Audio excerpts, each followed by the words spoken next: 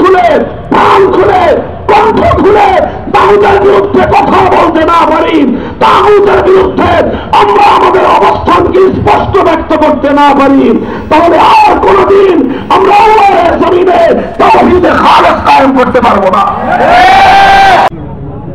निहायत काबिल एहतराम हजरत मोहतरम सदर जलसा, उपस्थित हजरत उलमाए करम, सम्मानित श्रद्धाभाजन मुरब्बी साहेबान, समवेत इस्लाम प्रिय कुरान प्रेमिक नबी प्रेमिक तौहिदी मुसलमान भाई ओ बंधुगण, विभिन्न शिक्षा प्रतिष्ठान থেকে সমবেত সমাগত আমার প্রাণ প্রিয় ছাত্র বন্ধুগণ, সর্বস্তরের বরিশালবাসী, বরিশাল বিভাগের কওমি মাদ্রাসা ঐক্য পরিষদের উদ্যোগে আজকে এই আজিমুশান ইসলামী মহাসম্মেলন এই অঞ্চলের জন্য একটি তাৎপর্যপূর্ণ ঘটনা। এই সম্মেলনের মাধ্যমে এই অঞ্চলের উলামায়ে কেরাম একদিকে যেমনি ভাবে তাদের ঐক্যবদ্ধ একটি প্রয়াস জাতির সম্মুখে উপস্থাপন করতে সক্ষম হয়েছেন, ঠিক তদ্রূপ বর্তমান সমাজ, দেশ এবং রাষ্ট্রের কাছে উলামায়ে ইসলামের, উলামায়ে উম্মতের কি প্রত্যাশা, কি দাবি, জাতির উদ্দেশ্যে আমাদের কি বক্তব্য, সেটাও সম্মিলিতভাবে আমাদের পক্ষ থেকে প্রতিনিধিত্ব হিসেবে কিছু মানুষ আপনাদের সম্মুখে উপস্থাপন করার সুযোগ পেয়েছেন। আপনারা যারা আমার বক্তব্য মাঝে মাঝে বা কখনো কখনো শুনবার সুযোগ হয়েছে বা শুনেছেন, আমি সাধারণত উলামায়ে কেরামের পক্ষ থেকে এই জাতির মুসলিম উম্মার পক্ষ থেকে বর্তমান বা চলমান সময়ে আমাদের যেই কথাগুলো বলা উচিত বলে মনে করি, আমি উলামায়ে কেরামের পক্ষ থেকে, আমার ব্যক্তিগত পক্ষ থেকে নয়, বরং সকলের পক্ষ থেকে আমি প্রতিনিধি হিসেবে বক্তব্যগুলো উপস্থাপন করে থাকি। সেই জন্য আমি বিশেষভাবে মঞ্চে উপস্থিত বিভাগীয় শীর্ষ উলামায়ে কেরাম আছেন, তাদের প্রতি আমি প্রথমেই সবিনয় আরজ করব, আমার কোনো কথা যদি আপনাদের পক্ষ থেকে প্রতিনিধিত্বশীল বক্তব্য না হয়ে থাকে, অবশ্যই আপনারা সেই বিষয়ে আমার দৃষ্টি আকর্ষণ করবেন।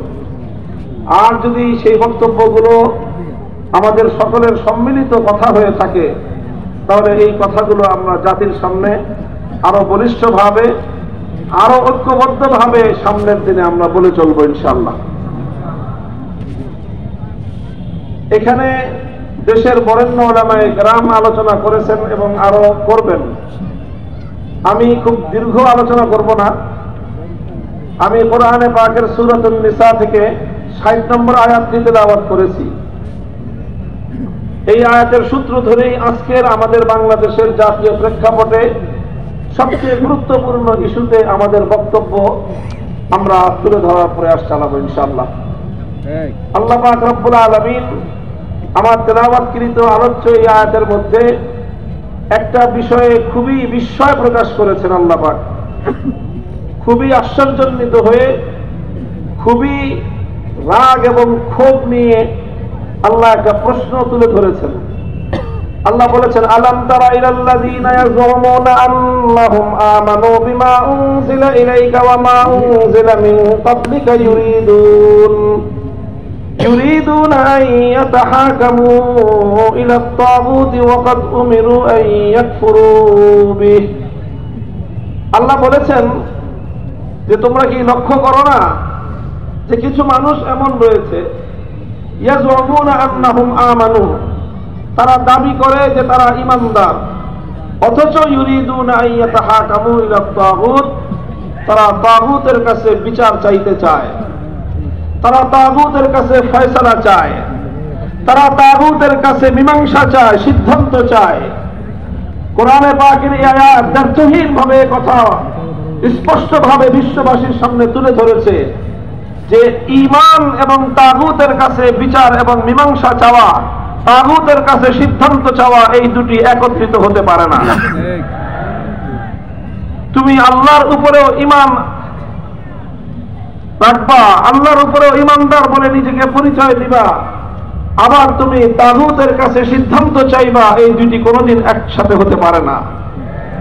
আলো এবং অন্ধকার যেমন এক জায়গায় অবস্থান করতে পারে না, রাত এবং দিন যেমন একই সময়ে একত্রিত হতে পারে না, ঠিক তেমনি ভাবে ঈমান বিল্লাহ এবং ঈমান বিত্তাগুত, আল্লাহর উপর বিশ্বাস এবং তাগুতের উপর বিশ্বাস একত্রিত হতে পারে না। যে ব্যক্তি আল্লাহর উপর ঈমানদার হবে সে তাগুতকে অস্বীকার করবে, যে তাগুতকে বিশ্বাস করবে তার ঈমান আল্লাহর উপর মজবুত এবং ঈমান আল্লাহর উপর গ্রহণযোগ্য হতে পারে না। কোরআন স্পষ্ট বলে দিয়েছে, কত্তাবাইয়ানার রুশদু মিনাল গাই, কোনটা সঠিক পথ কোনটা বিভ্রান্তি স্পষ্ট, দিবালোকের ন্যায় স্পষ্ট। ফামান ইয়াকফুর বিত্তাগুত ওয়া ইউমিন বিল্লাহ ফাকাদ ইসতামসাকা বিল উরওয়াতিল উসকা, যে তাগুতকে অস্বীকার করবে আল্লাহকে বিশ্বাস করবে সেই কেবলমাত্র মুক্তির পথে থাকবে। মুহতারাম হাজিরিন, তাগুতের এই বিষয়, তাগুতের কাছে সিদ্ধান্ত চাওয়ার এই বিষয় এবং তাগুতের সিদ্ধান্ত মেনে জীবন পরিচালনা করবার এই বিষয়টা, এটা অত্যন্ত স্পর্শকাতর এবং মুসলিম জাতির ঈমান এবং ইসলামের সাথে ঘনিষ্ঠ সম্পৃক্ত একটা বিষয়।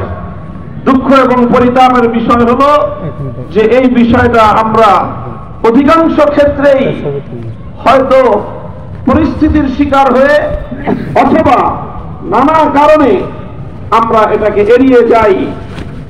আজ আমি বলতে চাই, পরিস্থিতি এবং প্রেক্ষাপট যা তৈরি হয়েছে, ঈমান বিল্লাহকে, এক আল্লাহর একত্ববাদ এবং ঈমানকে যেভাবে আমাদের দায়িত্বহীনভাবে জাতির সামনে তুলে ধরার সময় এসেছে, ঠিক তদ্রুপ তাগুতি ব্যবস্থাকে অস্বীকার করার, তাগুতি ব্যবস্থার বিরুদ্ধে চ্যালেঞ্জ ছুড়ে নেওয়ারও সময় এসে গিয়েছে। এখনো যদি আমরা মন খুলে, প্রাণ খুলে, কণ্ঠ খুলে তাগুতের বিরুদ্ধে কথা বলতে না পারি, তাগুতের বিরুদ্ধে আমরা আমাদের অবস্থানকে স্পষ্ট ব্যক্ত করতে না পারি, তাহলে আর কোনদিন আমরা আল্লাহর জমিনে তাওহীদে খালেস কায়েম করতে পারবো না। মুহতারাম হাজিরিন,